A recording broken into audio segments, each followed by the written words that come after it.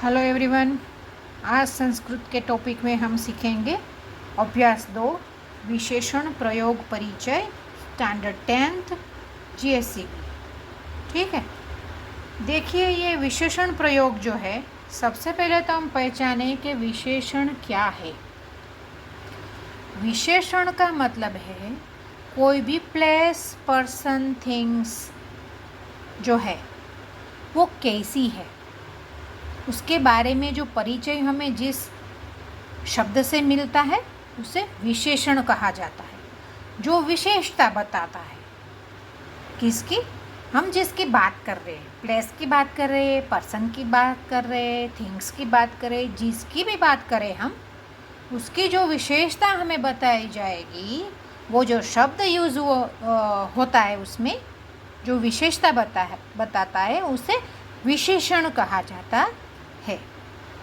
विशेषण का जो वाक्य रहता है ना, उसमें 2 शब्द प्रयुक्त होते हैं, जो विशेषता बताता है और एक वो है जिसकी विशेषता बताई गई है। तो जिसकी विशेषता बताई गई है उस शब्द को विशेष्य कहा जाता है, जिनके बारे में हम बात कर रहे हैं। ठीक है, तो जिनकी बात कर रहे हैं हम, उसको विशेष्य, उस शब्द को विशेष्य कहा जाएगा। और जो उनकी विशेषता बता रहा है, जिनकी हम बात करें, वो प्लेस भी हो सकता है, पर्सन भी हो सकता है, थिंग्स भी हो सकता है, तो उसकी जो विशेषता बताएगा ना, उसे विशेषण कहा जाता है। देखिए मेरे पास कुछ एग्जाम्पल मैंने लिख के रखे हैं आपके लिए। देखिए यहाँ पे मैंने छोटा सा सेंटेंस लिखा है। क्या लिखा है?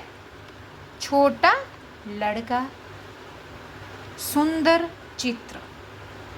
तो देखिए इसमें विशेष्य कौन सा होगा और विशेषण कौन सा होगा। ठीक है, देखिए यहाँ मैं छोटा लड़का, मैं बात किसकी कर रही हूँ? लड़के की बात कर रही हूँ। मैं लड़के की बात कर रही हूँ। वो लड़का कैसा है? तो बोलते हैं कि वो छोटा है। ठीक है, तो मैं जिसकी बात करती हूँ उसे विशेष्य कहा जाता है। ठीक है, और वो कैसा है, मैं उसका क्वेश्चन पूछ रही हूँ, तो बोल रहे हैं छोटा। कैसा? छोटा। तो ये बनेगा हमारा विशेषण। लड़के की जानकारी हमें मिली, लड़के की विशेषता हमें मिली। क्या? तो लड़का छोटा है ना। तो जिसकी बात करते हैं उसे विशेष्य कहा जाता है, और उस व्यक्ति या वस्तु या कोई स्थान जो भी हो, उसकी जो विशेषता बताए ना, छोटा, बड़ा, लंबा, जो भी विशेषता बताए उसे विशेषण कहा जाता है। नेक्स्ट ये सेंटेंस में देखिए जरा, सुंदर चित्र। चित्र तो है हमारे पास, बात किसकी हुई है? चित्र की बात हुई है। तो जिसकी बात हुई है उसको विशेष्य कहा जाएगा। और वो कैसा है? तो वो सुंदर है। तो सुंदर है उसकी विशेषता है। चित्र की विशेषता क्या बनी? सुंदर है। तो वो बनेगा क्या? विशेषण। आप समझ रहे हैं, मैं समझा रही हूँ। आगे भी देखते हैं हम। गोरा वर्ण, वर्ण है, ठीक है, कलर कैसा है? गोरा है। तो ये बनेगा हमारा विशेष्य, क्योंकि वर्ण की बात की है, तो वो बनेगा विशेष्य। और विशेषता क्या है? गोरा। ठीक है, आगे देखिए। ईमानदार व्यक्ति। तो बात किसकी की गई है? तो बात की गई है व्यक्ति की। तो व्यक्ति की बात की गई है तो वो विशेष्य बनेगा। व्यक्ति कैसा है? व्यक्ति है ईमानदार, तो ईमानदार विशेषण बनता है। लंबा आदमी, बात किसकी की गई है? आदमी की। जिसकी बात की गई हो उसे विशेष्य कहा जाता है। और वो कैसा है, वो जो बताता है उसे विशेषण कहा जाता है। आदमी तो है, कैसा है? लंबा है। सांप है, कैसा है? काला है। कपड़ा है, कैसा है? लाल है। तो जो भी पर्सन है, थिंग्स है, कोई भी प्लेस है, कुछ भी चीज़ जो है, कोई भी चीज़ या व्यक्ति या वस्तु, वो जो है उसे, जिसकी हम बात कर रहे हैं, उसे विशेष्य कहा जाएगा। और उसकी जो जानकारी मिलेगी, लंबा, काला, लाल, छोटा, गोरा, ईमानदार, जो भी बोले आप, वो सब के सब विशेषण में प्रयुक्त होंगे। हमारा यहाँ पे जो विशेषण टॉपिक है ग्रामर का, संस्कृत का, वो हम सीख रहे हैं। उसमें सबसे पहले हमें क्या करना है कि आपको जब एग्ज़ाम में पूछा जाएगा तो आपको एक सेंटेंस दिया जाएगा, उस सेंटेंस में आपको विशेष्य बताया हुआ होता है, आपको उसमें विशेषण लिखना होता है। तो देखिए, विशेषण का फर्स्ट जो रूल है मैं आपको बता रही हूँ, आप ये सीख लेंगे तो आपको वो जो ब्लैंक्स भरने की रहती है एग्ज़ाम में, वो आसानी से आप उसका आंसर लिख पाएंगे। तो विशेषण को पहचानने के लिए या विशेषण को लिखने के लिए रूल्स नंबर 1 क्या रहेगा, ये मेरी नोट्स है, आप इसका स्क्रीनशॉट लेके कॉपी निकाल सकते हैं। इसको आप ज़रूर ध्यान में रखें। ये जो बात है आप उसको एक बार लर्न कर लेते हैं तो आपका जो विशेषण वाला टॉपिक है, जो क्वेश्चन रहेगा, उसका पूरा 1 मार्क आपको मिल जाएगा। देखिए क्या है, पढ़ते हैं। विशेषणों को प्रयोग में लेते समय हमें जो बात ध्यान रखने वाली है वह है विशेष्य का जो लिंग, वचन और विभक्ति होगा, वही लिंग, वचन और विभक्ति विशेषण की भी रहेगी। समझे आप मैं क्या कर रही हूँ? जब भी आपको ब्लैंक्स पूछी जाएगी ना, एक बार आपको क्या करना है कि उसमें से आपको विशेषण ढूंढने के लिए विशेष्य को सबसे पहले पहचान लीजिए, उसके लिंग को पहचान लीजिए, वचन को पहचान लीजिए, उसकी विभक्ति को पहचान लीजिए, तो विशेषण आपको अपने आप आ जाएगा। ठीक है, तो ये नोट डाउन जरूर कर ले कि विशेष्य का जो लिंग, वचन और विभक्ति होगा, वही लिंग, वचन और विभक्ति विशेषण का भी रहेगा। ठीक है, चलिए थोड़े एग्जाम्पल हम देख लेते हैं। देखिए, टेक्स्ट बुक में हमारे क्वेश्चन नंबर 2 है जो कोष्ठगत शब्दस्य योग्यं रूपं प्रयुज्य रिक्तस्थानानि पूरयत। ठीक है, तो हमें ये जो दिए गए हैं ब्रैकेट में शब्द, उसको यहाँ ब्लैंक्स में ठीक करके लगा के हमें इसको ब्लैंक्स कंप्लीट करनी है। तो यहाँ पे हमें दिया गया है क्या, ब्लैंक्स विघ्नेभ्यः जनाः रक्षिताः भवन्ति।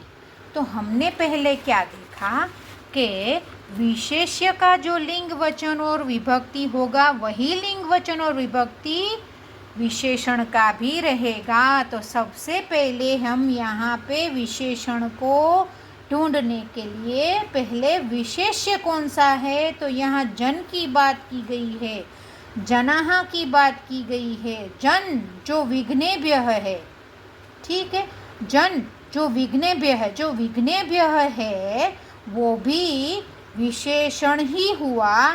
तो यहाँ पे हमें लगाया हुआ है ब्यह। तो यहाँ पे हमें जो ब्रैकेट में दिया गया है कठिन, तो उसमें हम क्या लिखेंगे, ये विघ्नेभ्य की तरह। जनाः की जो बात है, जन कैसे, विघ्न में पड़े हुए। ठीक है, तो विघ्न में पड़े हुए जन की बात है, तो यह विशेष्य ही हुआ। तो इसमें भी विघ्नेभ्यः लगा है, तो इसमें हम क्या लिखेंगे, कठिनेभ्यः।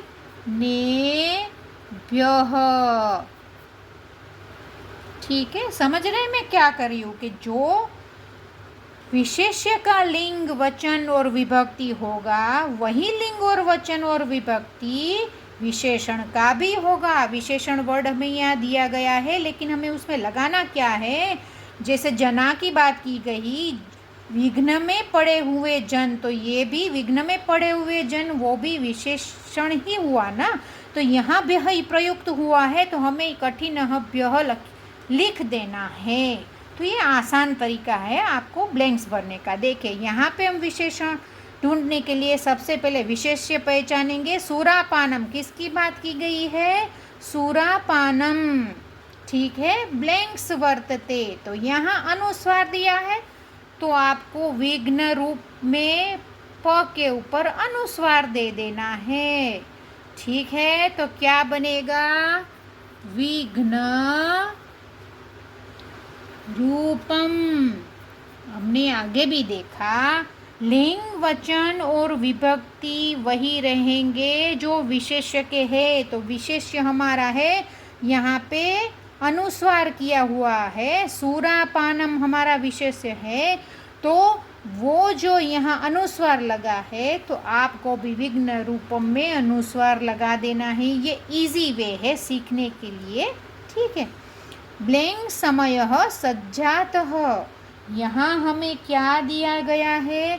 किसकी बात की गई है? समयः की, है ना, समय की बात की। तो जिसकी बात की गई है उसमें जो अनुस्वार है, विसर्ग है, जो भी लगाया गया है ना, उसको आपको इसमें जो आपके विशेषण का शब्द दिया है ना उसमें लगा देना है और ब्लैंक्स को भर लेनी है। ठीक है, देखिए यहाँ प्रलंब लिखा है, यहाँ लिखा था समयः, तो ये जो विसर्ग है उसको हमें यहाँ क्या लिखना है? प्रलंबः। हो गया। It is easy way to understand विशेषण। आपका पूरा 1 मार्क्स आप ये थोड़ा समझ लेते हैं तो आपको मिल जाएगा। देखिए 4th ब्लैंक्स में क्या लिखा है? किसकी बात की है? जलम। जलम ब्लैंक्स अस्ति, रोटिका च ब्लैंक्स अस्ति। ठीक है, तो सबसे पहले यहाँ हमारा रहेगा विशेष्य क्या? जलम। ठीक है, तो जलम में क्या लगा है? जल में पीछे म लगा है। ठीक है, तो हमें यहाँ पर उष्ण जो विशेषण का वर्ड दिया गया है उसमें हम लगाएंगे क्या? उष्णम। क्यों? क्योंकि यहाँ पे जो विशेष्य है उसमें पीछे म लगा है, तो हमें भी जो विशेषण का शब्द दिया गया है उसमें के पीछे हम म लगा देते हैं। ठीक है, अस्ति रोटिका च ब्लैंक्स अस्ति। ठीक है, जलम उष्णम अस्ति, रोटिका च ब्लैंक्स अस्ति। तो यहाँ रोटिका की बात है, का, तो हमें यहाँ लगाना है उष्णा। पीछे जो भी लगा है ना, आकारांत लगा है, विसर्ग लगा है, ब्यह यहाँ पे लगा था, कहाँ? जो विशेष्य था उसमें, जो विशेष्य में ये जो सब लगाए गए उसी को आपको ये विशेषण शब्द के पीछे लगा देना है। ठीक है, आगे बढ़ते हैं। मत्स्य, किसकी बात की गई है? मत्स्य की बात की गई। मत्स्य ब्लैंक्स जले प्रविष्ट। ठीक है, तो मत्स्य गभीरे, गभीरे जले, कैसे जल की बात है? किसकी बात है? मत्स्य की बात है। देखा आपने, यहाँ हमें कंफ्यूज करने के लिए क्या दिया है? पहले मत्स्य की बात की गई है, फिर हमें ब्लैंक्स दी गई है, फिर हमें बताया गया है जले। तो मत्स्य तो हो गया, लेकिन जल कैसा है वो हमें यहाँ लिखना है। तो यहाँ देखिए जले लिखा है, तो आपको ये कंफ्यूज नहीं होना है कि यहाँ मत्स्य की बात की गई है तो ये विसर्ग हमें गभीरः नहीं लिखना है। क्यों? मत्स्य को तो आपको बता ही दिया है, लेकिन जल के आगे की जो ब्लैंक्स है, जल के बारे में पूछा गया है। यहाँ क्वेश्चन जल का है कि कैसा जल, तो बोल रहे हैं जले, तो हमें लिखना है गभीरे। क्या लिखना है? गभीरे, क्योंकि यहाँ जल की बात की गई है। तो देखिए बहुत आसान रहेगा कि आप ये कंठस्थ कर ले, याद रख लिए कि विशेष्य का जो लिंग वचन और विभक्ति होगा ना, वही लिंग वचन और विभक्ति आपको विशेषण का भी रहेगा। ये इतना आप कर लेते हैं तो आपका 1 मार्क्स आपको पूरा मिल जाता है विशेषण प्रयोग में।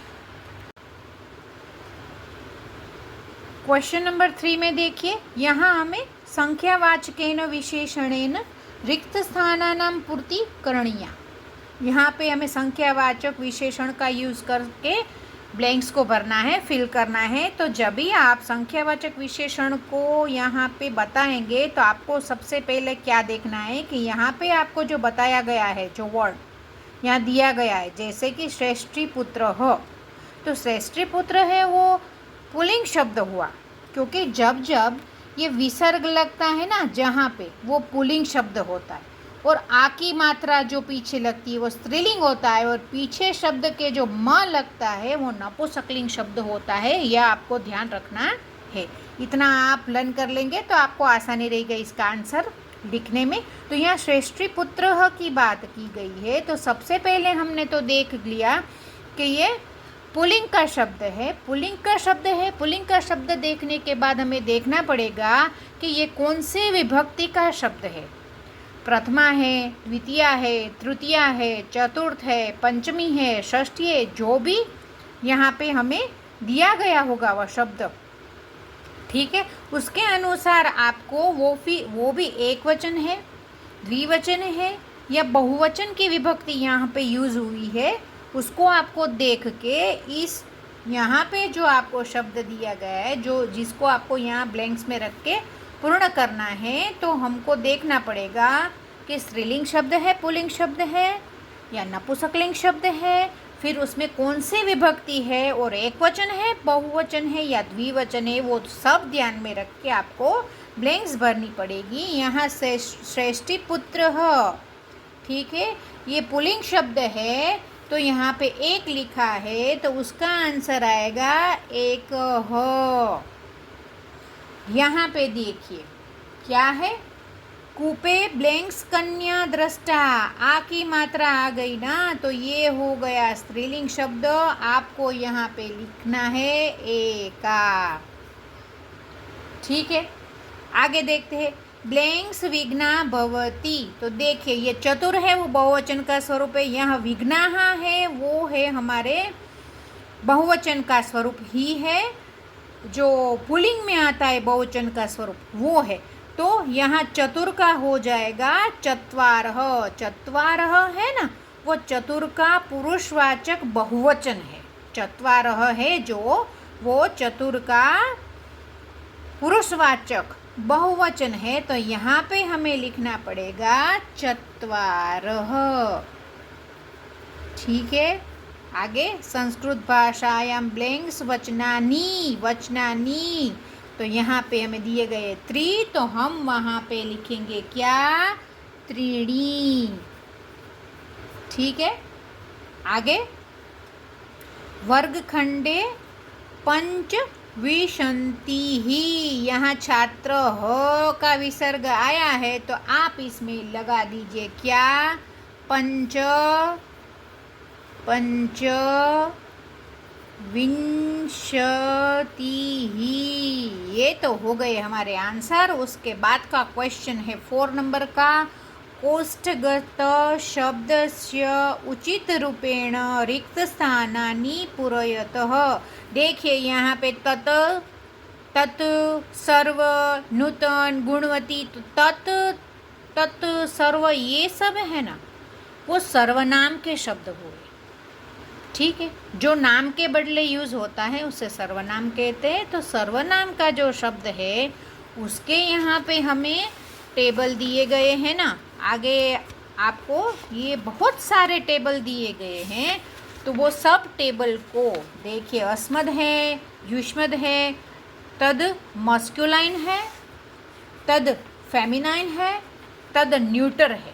तो आपको ये टेबल याद रख के इस ब्लैंक्स को भरना पड़ेगा। ज़्यादातर आपको ये जो संख्यावाचक विशेषण है ना, वही इस चैप्टर में से पूछे जाते हैं। तो मेरा यही मानना है कि आप इसको अच्छे से लर्न कर लीजिए। ये कभी कभी पूछे जाते हैं, लेकिन इसके सिर्फ 1 या 2 मार्क्स के लिए, 1 मार्क्स के लिए हमें बहुत सारे टेबल याद रखने पड़ते हैं। अगर आप ये कर सकते हैं तो बहुत अच्छी बात है, ज़रूर सीखें, लर्न करें और फिर इसके ब्लैंक्स को भरें, ठीक है। आगे भी देखिए, कोष्ठगतम विशेषणम वाक्य योग्य रीत्या प्रयोजयत, तो यहाँ भी हमें विशेषण के रूप को लिखना है, ठीक है, देखिए यहाँ वाचम लिखा है तो यहाँ पे हो जाएगा मधुमतीम। ठीक है, उसके बाद आएगा क्या, दुष्टानाम विद्याः, तो यहाँ हो जाएगा भार रूपा, है ना। थर्ड वाले में पुस्तकानि तत्र सन्ति, तो देखिए पुस्तकानि नी यूज हुआ है तो यहाँ पे हम लिखेंगे क्या, सर्वाणी। ठीक है, ऐसा देखिए अपना थोड़ा वो लगा के ये देख लीजिए कि यहाँ पे कौन सा शब्द है, यहाँ नी लगा है, ई की मात्रा पीछे लगी है तो हमने इसमें लगा दिया है सर्वाणी। ये देखिए शॉर्ट फॉर्म है जो मैं आपको सिखा रही हूँ। यदि आप इसके टेबल अच्छे से लर्न करते हैं तो वो बहुत ज़्यादा बेटर रहता है कि आप इसके अच्छे से आंसर लिख पाए। लेकिन हमने जो रूल्स पढ़े, रूल्स नंबर 1 और 2, लिंग वचन और विभक्ति में जो मैंने आपको रूल्स बताए वो आप फॉलो करेंगे तो आप इसके आंसर आसानी से लिख पाएंगे। ठीक है बच्चों, तो फिर हम नए टॉपिक के साथ फिर मिलेंगे, तब तक बाय बच्चों। संख्यावाचक विशेषण में हमारा रूल नंबर 2 रहेगा क्या, देखिए एक, द्वि, त्रि और चतुर, ये 4 शब्द विशेष्य के अनुरूप अपना लिंग बदल देंगे। जैसा विशेष्य है, स्त्रीलिंग है, पुल्लिंग है या नपुंसकलिंग है, उसके अनुसार ये जो शब्द है उसको आपको चेंज करने पड़ेंगे जेंडर के अनुसार। ठीक है, एक है तो वो स्त्रीलिंग में कैसे प्रयुक्त होता है, पुल्लिंग में कैसे प्रयुक्त होता है, नपुंसकलिंग में कैसे प्रयुक्त होता है, द्वि, त्रि और चतुर, ये चारों शब्द कैसे तीनों लिंगों में प्रयुक्त होते हैं, फिर वो एक वचन है, द्विवचन है या बहुवचन है, वो भी आपको देखना पड़ेगा। ठीक है, तो एक, द्वि, त्रि और चतुर ये 4 शब्द विशेष्य के अनुरूप अपना लिंग बदल देंगे। 5 से लेकर अष्टादक तक के सभी शब्द तीनों लिंगों में एक समान रहेंगे, उसमें लिंग चेंज नहीं होगा। ठीक है, द्वि के रूप केवल द्विवचन में और त्रि, चतुर, पंच बहुवचन में ही होते हैं। देखिए आपको एग्ज़ाम में ज़्यादातर ये जो एक, द्वि, त्रि और चतुर वाले जो शब्द हैं ना, उसमें से ही आपको पूछा जाता है। आप प्रीवियस ईयर्स के पेपर भी देख ले ज़रा, उसमें भी आपको इस 4 शब्द में से ही पूछा जाता है। ज़्यादा वो आगे के नंबर्स आपको नहीं पूछते हैं, लेकिन हमारी जानकारी के लिए इतना हमें नॉलेज होना ज़रूरी है।